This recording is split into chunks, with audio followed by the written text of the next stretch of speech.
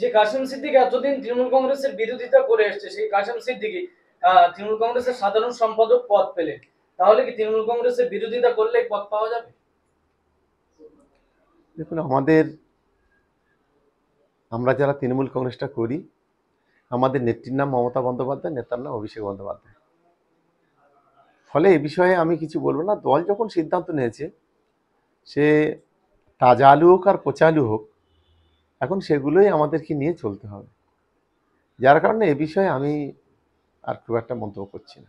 এই কথাটা শওকত বাবুর বলার কতটা রাইট আছে এটা তো প্রশ্ন থেকে যাবে। যদিও তাদের দলের অভ্যন্তরীণ ব্যাপার, আমি বলতে পারি না, তাকে আমি বেশি জ্ঞান দিতে পারবো না। যেহেতু ব্যাপারটা যখন মিডিয়াতে এসেছে, আপনি প্রশ্ন করছেন, আমি তাহলে বলি, তাহলে আরাবুল ইসলাম আবার প্রেস করে বলবে যে শওকত মোল্লা দিদিমাকে, অর্থাৎ তখন মমতা ব্যানার্জির সাথে কি আচরণ করেছিল, জীবনতলায় প্রোগ্রাম না করতে দেওয়ার জন্য সর্বোচ্চ কি চেষ্টা করেছিল, সেই আবার এসে ভাঙড়ের অবজারভার হয়ে গেল।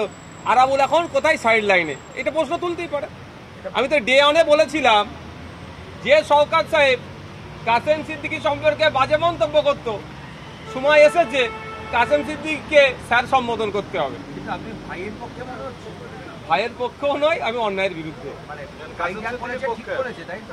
না না, সেটা তো ভাইজান জবাব দেবেন। তৃণমূল কংগ্রেসের এখন সাধারণ সম্পাদক পদে উনি আছেন, উনি জবাব দেবেন। তার দলের এখন অন্য নেতারা কি বলছেন সেটা জবাব দেবেন। আরাবুল ইসলামের সময় ভালো ছিল পরিস্থিতি, এখন খারাপ হচ্ছে? মোটেও কারো সময় ভালো ছিল না। একজন অধ্যাপিকাকে জগ ছুঁড়ে মারতো এই ধরনের নেতা, আর অন্যজন প্রশাসনের সহযোগিতা নিয়ে আইএসএফ এর নিরীহ ছেলেদের নামে মামলা দিয়ে কেস খাওয়াচ্ছে। এই হচ্ছে তফাৎ। একজন সার্টিফাইড নোটোরিয়াস ক্রিমিনাল, আর অন্যজন এই তোলাবাজি হ্যান ত্যান করার অপরাধে অলরেডি জেল খেটে নিয়েছে। এটা দুটো